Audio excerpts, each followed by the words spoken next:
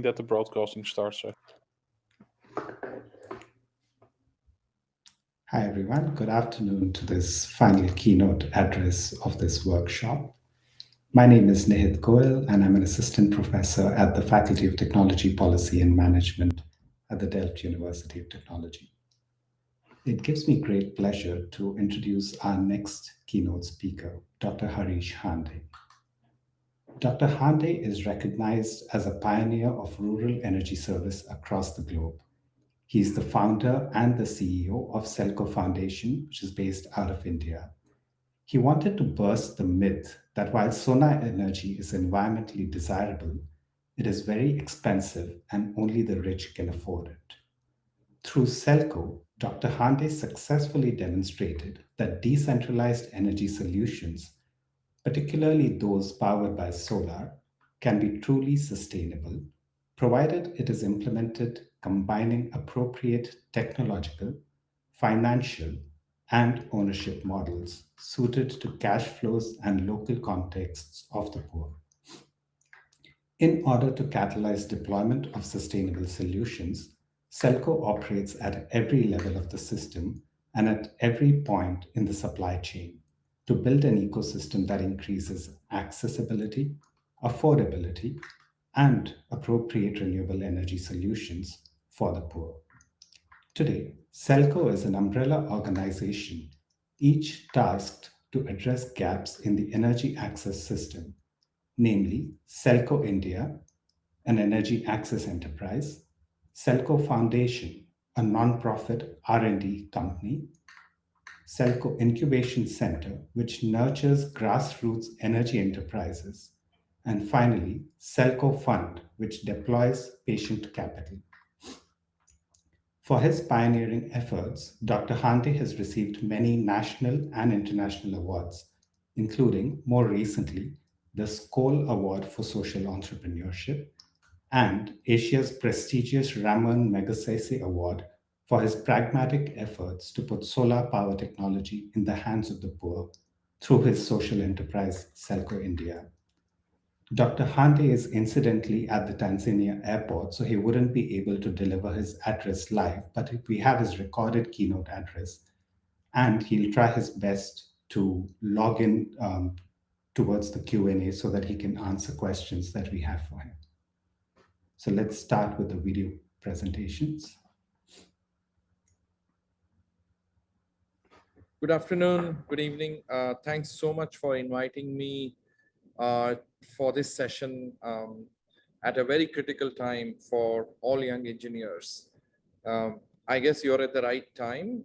Congratulations to a lot of the young engineers who are graduating this year in an interesting year where COVID, when a lot of us have got disturbed by the so-called COVID crisis. But we are the blessed ones in many ways, because the poor go through a crisis day in and day out. Whether it was a pandemic or climate change, most of the brunt is actually faced by the poor.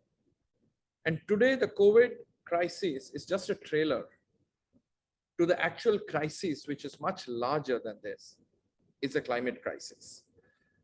Whether you look at droughts, floods, landslides, forest fires, etc., most of the brunt has been faced by poor. And what has happened in COVID? Let's look at which is not reported otherwise. In the traditional way, in what has happened in many of the countries with the whole concept of work from home, the rich have got richer because many of them have saved money, but not expending for restaurants and other services, and especially in the countries like the developing countries and all elsewhere, while the poor had to sell off their assets to survive. So the poor got poorer, the rich got richer. It's even with so much of technology advancements that have happened in the last 7, 8 odd decades, the real innovations that actually is needed for the 60% of the world's population, that is the poor, whether it's Latin America, the continent of Africa, South Asia, Southeast Asia, real innovations for the poor have not happened. We look at innovating apps. That is not innovation. Innovation for a blacksmith does not happen because it's not sexy enough to be written in a LinkedIn or a resume. An innovation for a pottery maker, innovation for a silk weaver. If 1 million women and children die every year because of bad indoor air pollution, a meal of lunch and dinner is equivalent to 2 packets of cigarettes. We have not innovated. We have written a lot of papers on cook stoves. There are not enough efficient cook stoves to burn the papers that have been written on it. True innovations, engineering solutions that look at social issues for the world have not caught up the pace. We still romantically share experiences of innovations for the poor, but that's not what it is that you can forward on a WhatsApp or some of the social media. But true innovations need to happen if the 3.5 billion poor people have to be created a level playing field or safety nets so that they don't get back to poverty. And that's where social engineering comes in play. It's not about just pure engineering. I mean, sometimes we engineers, we also part of the engineering background, we confuse between affordable technology and cheap technology. A 20,000 rupee sewing machine is actually more affordable than a 10,000 rupee sewing machine. Though it costs double, but actually produces more number of shirts or blouses for a seamstress that she or he can sell it in the market, have enough to pay to the bank, as well as feed her or his 3 kids. A 10,000 rupee sewing machine might not do that. But we engineers think, how can we do low cost, low cost, low cost? I think somewhere we confuse and create innovations or innovate on issues and problems that we don't understand. Typically, we come up with a solution and we try to fit a problem to it.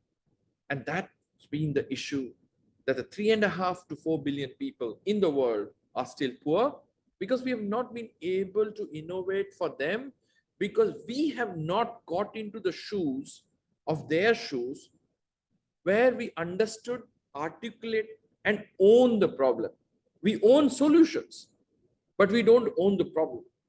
And many of the solutions we do in our engineering schools across the world, and where we get excited and then start half the time looking at what is the problem that will fit my solution, rather than how do I look at what the problem is from a social angle, from a financial angle later on. And if you do both of them very well, the environmental angle will be taken care of. Today, what happens for the poor? Because we confuse between intellectual poverty and financial poverty. We consider the poor as beneficiaries and not partners. We cater to the poor as if we need to give them solutions, rather than saying that they also can be part of the solution. They can be entrepreneurs. They can be innovators. Can I partner with the poor to come up with a better water purification system? Can I partner with the poor to come up with a better housing for a sewing machine or a silk weaving machine? Let's park that thought for a moment. Now let's come to innovations. Many of the innovations, technical innovations, are unfortunately gender insensitive. They're never made for women. Look at blacksmithing. Pottery making involves a lot of strength, lot of time, and requires a lot of drudgery. Have you ever seen how many women blacksmiths, women pottery makers? That's because it's not designed, unfortunately, for women. Solar powered pottery making machine or a blacksmith blower. For centuries, we haven't touched what innovation is needed for a blacksmith blower to work efficiently, manage his or her business, use less charcoal, produce more sickles and knives for the clients. So what we did was, along with the blacksmith association blowers, multiple blacksmiths is giving us advice. We actually innovated a solar powered blower that increased the income by double, reduce the need of a labor, which is typically a family member, to bellow the air that is actually required. And you can actually use the solar fan to regulate the fan to the flame. Secondly, hammer mills, right? Hammer mills require continuous hammering. So we actually solar powered a hammer mill, which would, so irrespective who it is, man or a woman, could actually use the solar powered hammer mill, and suddenly you opened up a livelihood option for the women, which was never there before. Same thing, a pottery making. You need to use physical force regularly.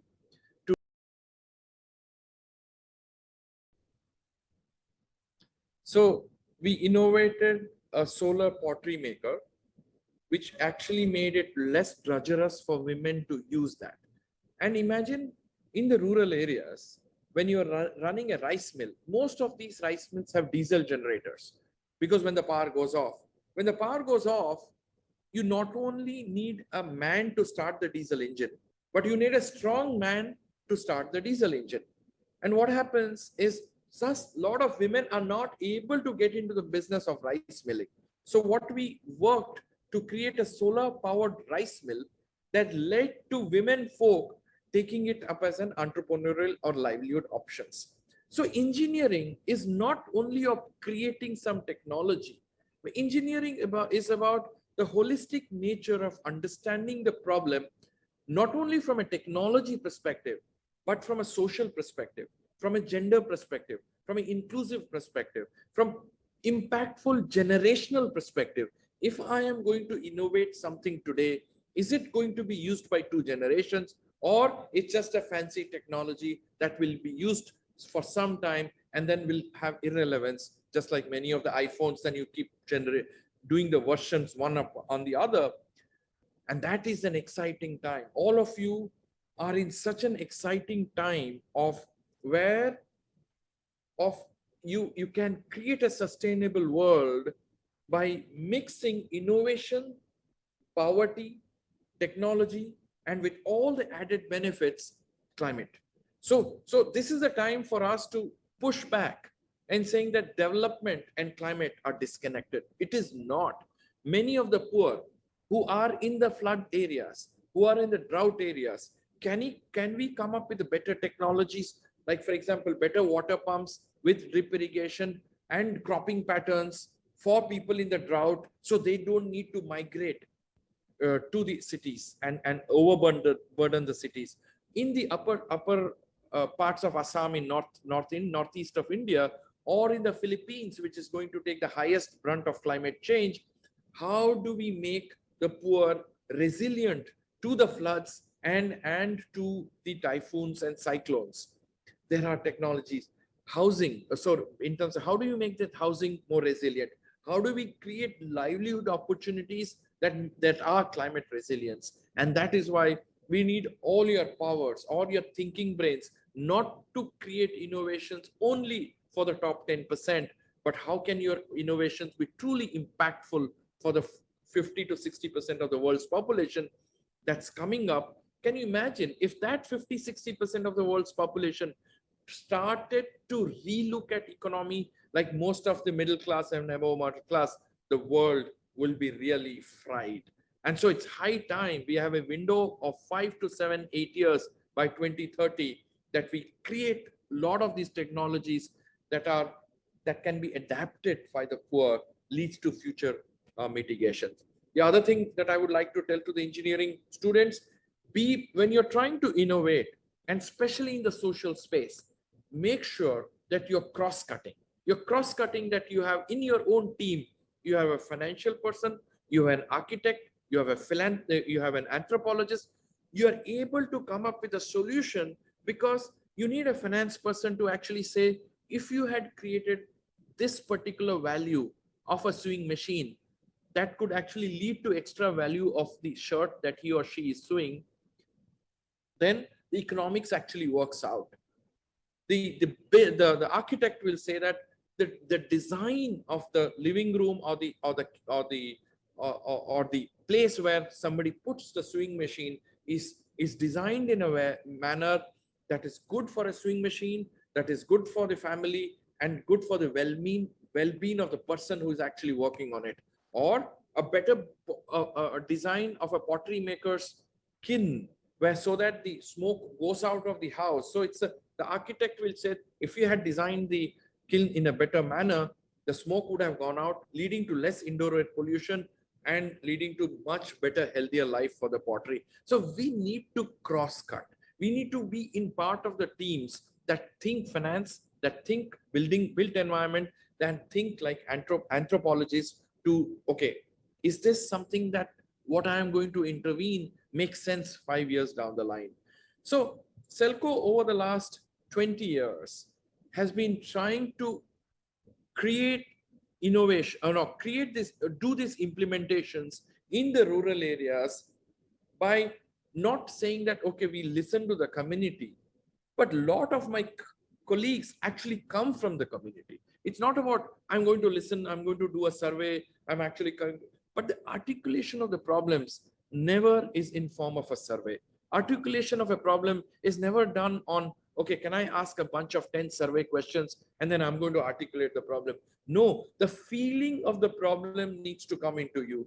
That if I were that person, am I able to feel the problem? If I am not able to feel the problem, I will never be able to come out with a solution. Irrespective how much we design, oh, I did the whole, what you call it as client experience and what we use in the whole English speaking world does not work. Does not work in the whole concept for the poor, where the poor, in terms of needs, they need clean drinking water, better health delivery mechanisms, better ways of actually increasing the livelihoods. It needs to be felt. So we have, for example, though we work in the field of sustainable energy and basically SDG 7, we use SDG 7 as a cross-cutting tool for agriculture, animal husbandry, resilient micro businesses, and health. Our whole philosophy is, how do we institutionalize sustainable energy that will cut across these four? Example, agriculture. In agriculture, how do I look at the value chain of the complete millets from end to end, from threshing to grading to a millet bakery? Where does energy play a role? Can I make it in a manner that it is SDG, decentralized, so that way the whole millet chain becomes environmentally sustainable? Look at dairy value chain. We look at right from hydroponics that can grow high quality fodder for the cows so that quality of milk becomes very high. Milking machine for the cow, water pumping for the water to clean the cows, chilling machines for actually making sure that the milk is stored at the high quality, to the sweet making shop. Where else can energy play a role? Energy can play a role from hydroponics, sustainable energy, solar powered small sprayers for the hydroponics, to solar powered milking machines, solar powered chilling stations, to solar powered sweet making machines. Decentralize the value chain, where you're democratizing the solutions right at the rural areas, creating a level playing field for the innovators in the rural areas, for the entrepreneurs in the rural areas, to create value for what they produce, so that, just like as we saw in the pandemic, that the collapse of the centralized system does not lead to pushing the poor more into poverty. The beauty of a sustainable energy is that it democratizes the solutions, thus creating individual value for the poor and creating a level playing field for them to go multiple rungs in the social and the financial ladder. And that is where today what is happening, unfortunately, is that we don't look at the holistic design thought process from an ecosystem perspective and just look at technology.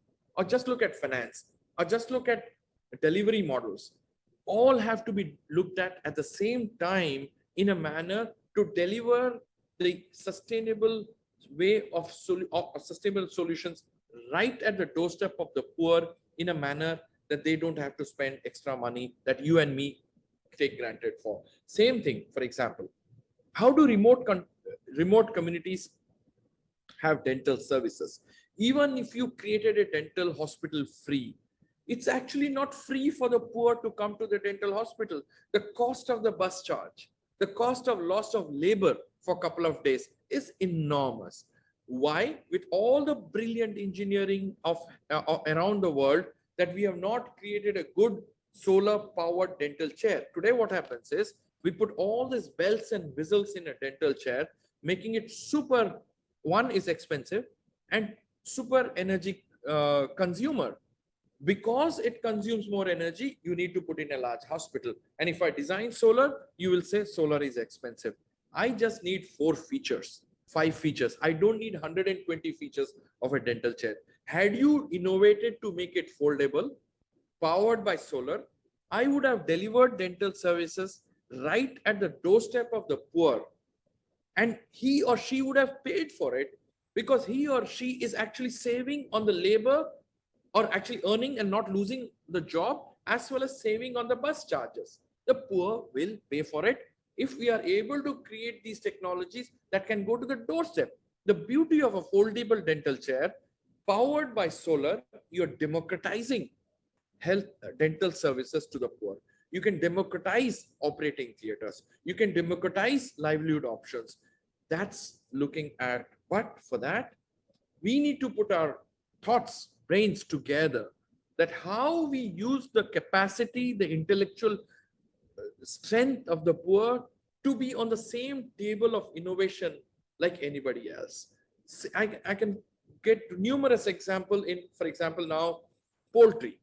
As the heat stress is increasing, the number of chicks that are dying in poultry is high.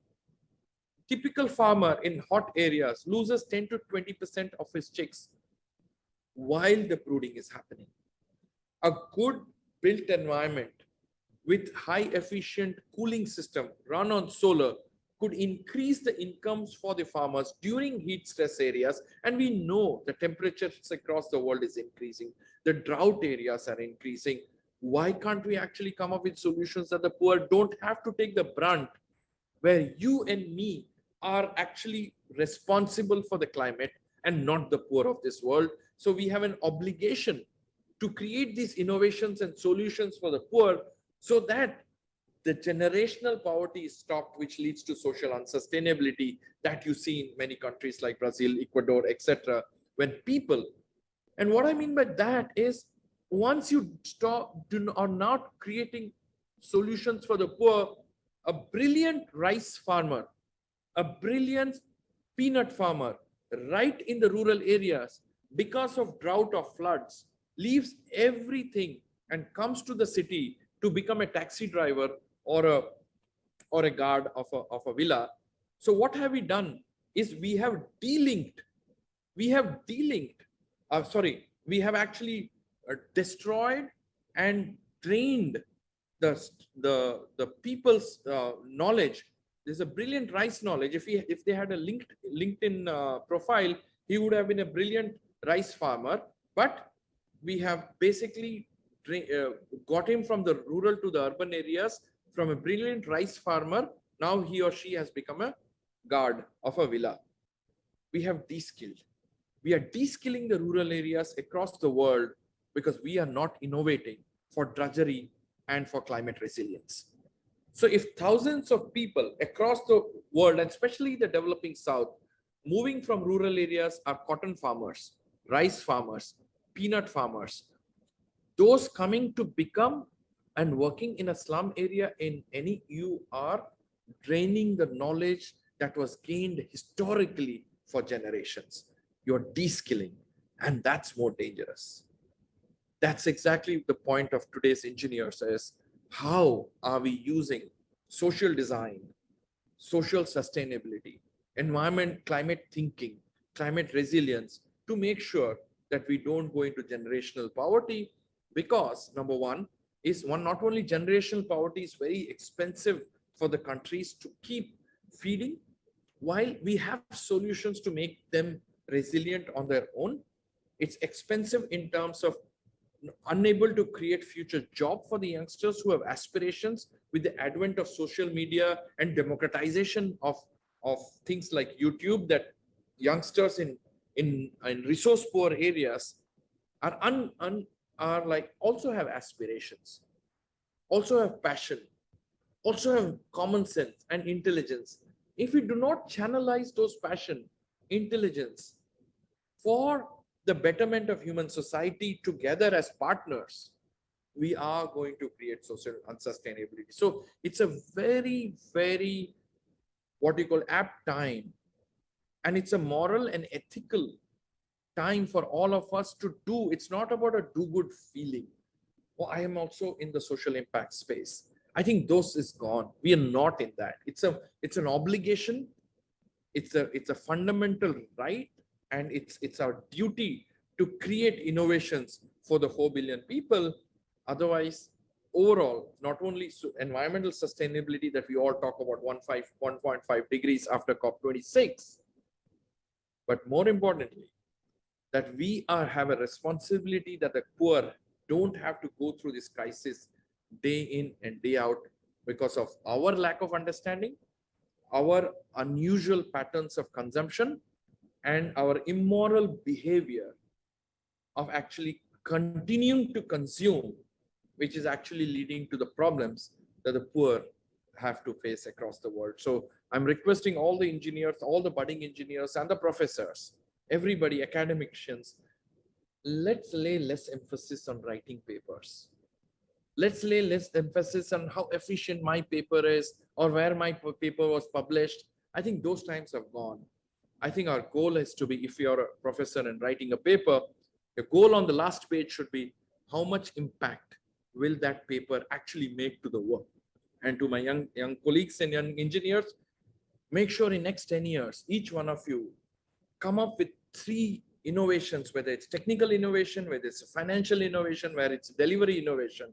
If each one of you came up with 3, and if there are 400 people, 1,200 numerous solutions across the world can actually be done, leading to a much safer, peaceful world where we don't need to go through these protests of environmental sustainability and social injustice that's actually happening.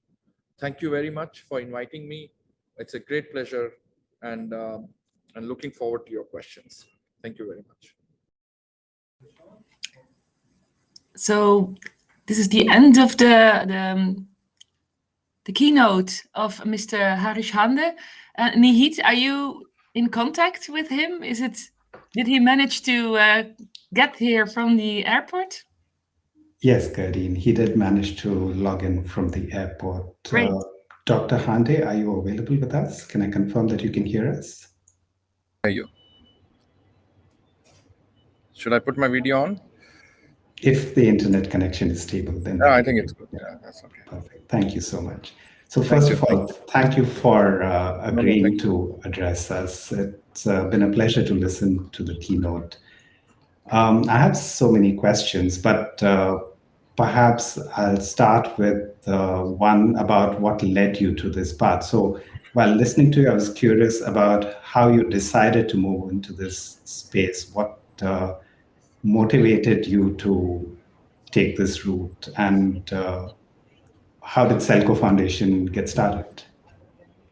No, I think the motivation, Nihit, is more from the perspective that we live in an unjust world, and we all get degrees of a certain nature, and then we use that degrees to flaunt our hierarchy of education. And so I think that's the most ridiculous thing that we all look at. And like, for example, none of the farmers have a degree, but the expertise is much more than a lot of us actually have. And so basically how to equalize it, and that led to saying that, what are you trying to do and how do you learn from the street vendors? How do you learn from the farmers? How do you learn from the rag pickers? and can I partner? Can you partner to make this world a better place? And you're nothing in front of them, right? Your education is nothing in front of them. So it was step by step, Nihit. Thank you, Dr. Hande. So there were several messages that you delivered, and so many of them have struck a chord with me. Just to briefly summarize some of the things that I thought were really hard hitting. First was your emphasis on focusing on the excluded, and in academic circles and research communities, but even more broadly, practitioners today talk about energy justice and just transitions. And to me, in a way, you're emphasizing the same point about how we need to feel the problem that others are feeling and not just Right. approach them with the solutions we have. You Right. spoke about how financial poverty is not intellectual poverty and how we need to think of people as partners in this journey, not as customers for solutions that we might Right. want to offer. You also spoke about how affordability and not cost or price should be a key metric when we think about social innovation. Also, gender sensitivity. It's something that I increasingly hear in research and academic circles as well.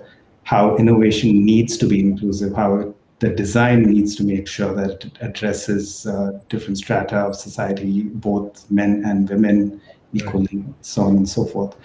I must say that as a faculty, our focus is on comprehensive engineering. And when you spoke about how an interdisciplinary approach needs to be at the core of social innovation, that I think is a message that people here will receive really well, because we do aim to incorporate values and ethics, aim to incorporate governance, and aim to incorporate technology in the solutions that we research on. Now, coming back to this aspect of interdisciplinarity, how do you build interdisciplinarity in your team? It must be challenging to find people from different walks of life coming together on to motivate them to contribute to this work. See, yes and no. The question is, people who join come with that background because it is a lot. We have a lot of filters. First of all, number one filter is the salary levels in Selco are pretty low, and so that cuts off a lot of people. People with passion come in. Secondly, we have restrictions on, not restrictions. We work 6 days a week, so we said we'll get Saturday off only when the poor get Sunday off. So till the Sunday poor don't get Sunday off, you don't have Saturday offs. So that again cuts off a lot of people, and then automatically the bunch of people who come and join have that type of thought process. But you're right, and more so from an Indian educational perspective, where we are taught to be in silos. We are taught to be like, I'm a mechanical engineer, I'm an electrical engineer, but not a solution provider. You're supposed to be a solution provider. You need to use your background as a tool and not your identity. I think that's where we confuse between what we are taught in schools and engineering colleges and take those degrees very seriously. I'm a mechanical engineer, so I don't need to touch civil engineering, right? Or I'm not going to solve a tomato vendor's problem. And that's ridiculous. And so I think, so the people who join, yes, and then people who join with passion, it's okay. The challenge is, how do you break the X number of years that you've been educated and you've been cut to size that marks are important, grades are important, coming first is important.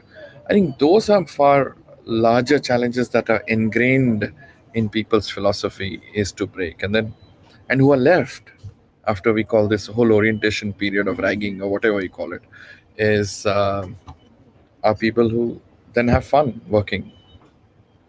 It's an interesting philosophy. In a way, it's you're almost initiating them in the process. So only those who can walk through this and come out of it in a way are the ones who will help you carry this forward. And also we are clear, Nate, we also say that it's, are you romantic or are you passionate? Because the romance will die down. Right. Oh, I need to help the poor. Well, nobody, the poor is not asking for your help. Oh, I'm very disturbed by poverty. Okay, if you're disturbed, do something about it, right? So the question, are you passionate to solve it? And are you going to make sure that the poor are your partners? not that you get a false sense of hierarchical pleasure that I'm serving the poor. See, that romanticism is what needs to be filtered out and cut off, and that's why we push boundaries, saying that it's not a weekend wall. So when people from the IT sector here in Bangalore come and said, I do want to volunteer on Saturday, Sunday. So I asked the same question: can I also volunteer in your company so I can write coding on Saturday, Sunday? And they would say it's very complex. Exactly, this is also as complex as you think it is. So we trivialize it by using volunteerism, solving as if this can be done. And how do you break those glass shields, I would say? It's really interesting. We have a question from the audience here, and I'll read it out. What are your short-term next steps towards speeding up the energy transition? So our short-term next steps are definitely institutionalization. And what I mean by institutionalization is, see, it's not about solar panels and batteries. It's about what can it deliver: better health services, better livelihood, better education, better businesses, right? Can we institutionalize sustainable energy into when you're program designing for health centers, when you're programming designing for education schools, when you're program designing for livelihoods? So it's, think of like the movie Beautiful Mind, where you get away from the main, but it's like closing down the Ministry of Energy and creating Ministry of Energy in every other department of sustainability, right? So when you're designing a health program, you think of sustainability from day one, and that's the fastest way of looking at energy transition. Thank you for that answer. That leads me to my next question almost directly. You may not remember this, and I did not mention it when we spoke earlier, but I had visited the Selco office, I think in 2010. And at that time, one of the recommendations you had provided me was to close down the Planning Commission. So I was wondering when you would get to closing down more government offices. And my question directly related to this is, how do you perceive and experience public policy in your work? See, the thing is that we keep talking about public policy from a grassroots perspective, right? But the irrespective, you, me, come from a certain medium of ground, we can never be grassroots. The question is, we can never think grassroots because we have not felt it, right? We've come. And that's the point in many of the developing countries, whether it's Tanzania, whether it's India, whether it's Brazil. The people who write about policy don't feel about the policy because you're not felt through. We should up and said, how do you create think tanks in vernacular languages? And how do you create think tanks at the panchayat level, at the local level, at the block level? Those are the think tanks. Then you truly get inputs into a very robust long-term policy. And that is needs to happen. How do you reverse that process? Because today it's basically a policy that pushes for uh, um, where is your background, right? That you've studied on the best case scenario, worst case scenario, then you come up with these models, and typically the McKinseys and everybody else, right? Nobody who will see the graph again in their life. The question is, where do you create policy that somebody owns it? A panchayat creates a policy, owns it, that I need to implement it, right? How do you reverse it and decentralize policy making rather than making it centralized? And that's why when I would have made that comment in 2010, I mean, obviously now has become Niti Aayog, is let's decentralize the thought process. And that's only, it's not about just policy making. The thought process needs to be decentralized. Just for the context, for the audience, the panchayat is essentially the lowest level of government in India. So Dr. Hande is talking about democratizing the entire system and effectively creating policy bottom up, which I think goes really well with the theme of this conference in terms of social innovation is the next step in the energy transition. And Sorry, Nitin, sorry. can I add to although the concept of social contracting, which is very critical for this conference, especially today, what happens is, how do we also break the concept of contracting around the world?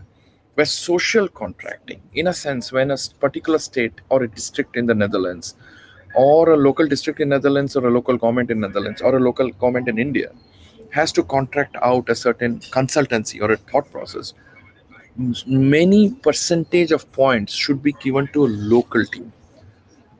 Then when people say, do you have international experience of 25 years? No. Do you have experience of 25 years of doing this in the local area? That will make more sense. So we need to break these contracting systems that will further democratize the thought process. Sorry. Yeah. Not at all. So give as much importance to contextual tacit knowledge as we give to, Right. as you mentioned earlier, degrees or more codifiable intellectual Right. knowledge. Which leads me to my next question. Based on your work, what key lessons can you offer us as a university when we think about educating the engineers of tomorrow from the perspective of social innovation?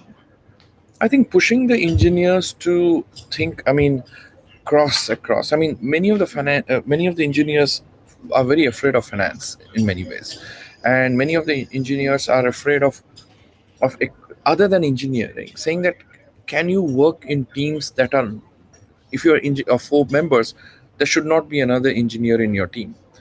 Can you come up with a solution? And secondly, I would say is everything that you study, can you think of a practicality to that what you study in a way, and then pick up at least one when you're walking from your dorm to the college. Can you see 4 problems, and can you come up with 5 solutions each, and 20 solutions? So what I'm telling to youngsters, whether in Netherlands or in India or elsewhere, stop complaining and start taking the world not in terms of protest. Yeah, protest is okay, but protest with a solution. Don't protest with an activism. That's not needed.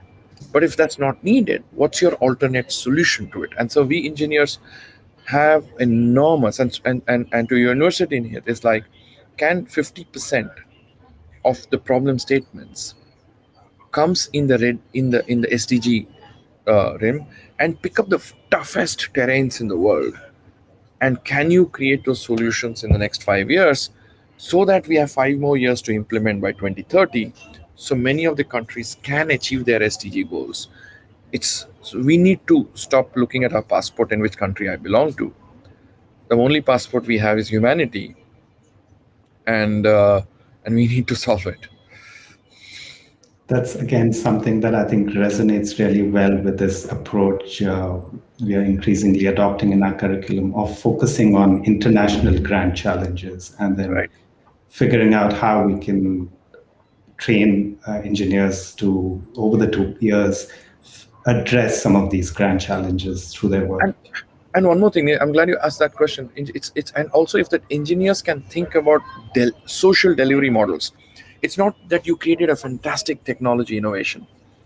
Think of it how can be delivered in a very worst conditions in the rural areas, and go from backward. You are the end user. Be always end user centric. You were the end user. How would you have received it? How would you have used it? If something goes wrong, how would you have repaired it? I mean, and in many places, don't it's not going, I'm going to go to the net and create my service center. It's not going to happen. Get all those brass tacks in place. Technology alone is not going to solve it. Thank you, Dr. Hande. I have one final question for you before I hand it back to Gertie and Thomas. You mentioned that academics need to move beyond writing papers. As an academic who really enjoys writing papers and perhaps is not going to move away from that anytime soon, I ask you if there's any other way that you think academics can collaborate with social entrepreneurs like you to still make an impact to the work you do and through that to the energy transition. I think yes. I mean, no. The thing is that, can you have a peer panel which is 50% of practitioners when you're writing a paper? Can the practitioners review the paper and give a certification that, yeah, it makes sense, and I will take it actually forward? Because now what happens is, it's a conflict of interest. No, one academic is a peer to another academic, right? It's a complete conflict of interest, right? So so that's why it's like 50% peers. Like, then I'm sure the academics will enjoy. If the paper got implemented with a certain impact, that will motivate the young academics. And even I would say in the interview process, if people would say, did your paper actually make an actual impact? Sure. That would force people to write paper that has a lot of pragmatism and into it. So yes, I'm telling not to stop writing it, because that's where intellectual thinking comes from, but also involve the other stakeholders. And can we take you up on this at some stage by Oh, contacting you to see how we can partner with Selco, for example? absolutely, absolutely, absolutely. Please, it will be a pleasure. Thank you so much, Dr. Hande, for your talk and Thanks. for the Q&A, even in these logistically difficult circumstances. No, no, We no. really Thanks, Nihit. appreciate it and enjoyed it very much. Thanks, Nihit. Thanks. Gertine, Thank you you're on very mute. much. Yeah, thank you very much, both you, Mr. Hande, and both you, Nihit, also for this introduction and the good questions that you posed. So we decided to stay here to do the plenary closing of the conference. So feel free to turn down your videos, then Thomas and I will take over. Thank you. Thank you. Thank you. Have a And nice- thanks again, Dr. Hande, for your great keynote and message you would like to share with us. Thank you, We thank have you. only one planet, we are only one human species, and we need to safeguard for the next generations and also the poor right now, that we have a nice, livable planet. That's the most important. Absolutely. Thanks, Thomas. Thanks. Okay, this brings us to the already to the last item of the conference we were hosting. The time flies when you're having fun. And yesterday we started early in the morning, and now we're already at 4:30 in the morning. It's already getting dark outside, and we have to finish up. But before we do so, we want to share some highlights. And of course, we want to say many thanks to you for attending this conference. And Gedin, would you like to start, or do you want me to address my highlights first? No, it's okay. Maybe I can start and you can then do the final ending. I would first of all like to thank everybody for attending our conference. And I think I look back in general with great pleasure. And I'm also very proud of not only you all, but also the team that works here behind the scenes, I would like to say. So here in Delft, there's a large team of people who made it possible. So I would definitely like to thank them first. And maybe for you, Thomas, I guess we didn't discuss the highlights, but I think you have the same as I have, also content-wise, because I really enjoyed all the fruitful discussions, the multidisciplinarity of all the people in the panel sessions. And of course, everything can be watched back, because all the sessions will be broadcasted later on our website. And I think for the next 2 months, right? Then they are available, and afterwards they will be removed, or maybe we have to make a selection about what we will see. Will be maintained and made available. Yeah, but we will put a notice on that, or about that, on the website.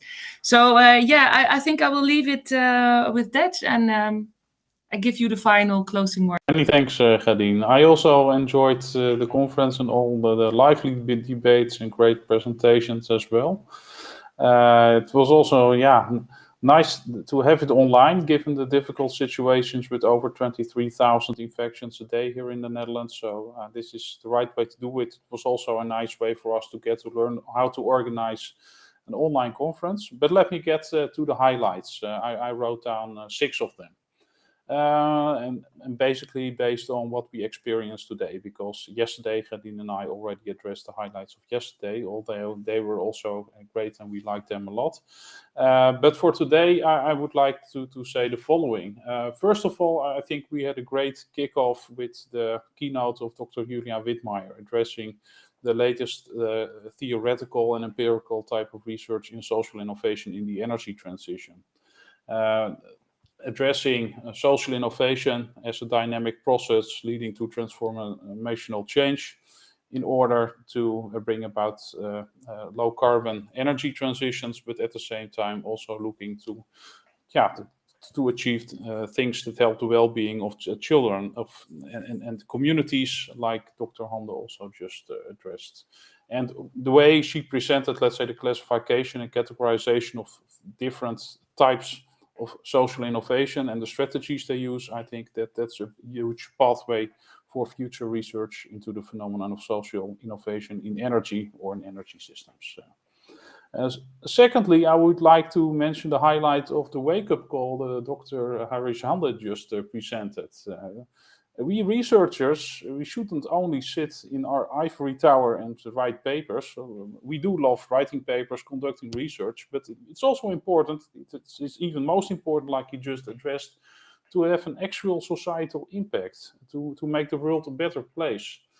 So we need to have a better look in coming up with solutions and implementing the social innovations we are writing about in order to help the poor and other communities in society.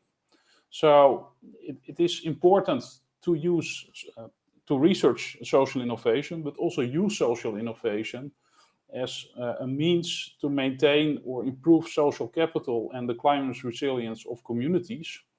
And also to pay special attention to specific dimensions that are currently under research and underrepresented also in the policy, the support they get, focusing, for instance, on inclusion in energy transitions, and especially also the energy and gender dimension, on which we also, by the way, had a great panel session this afternoon by Marielle Veenstra and Joy Clancy.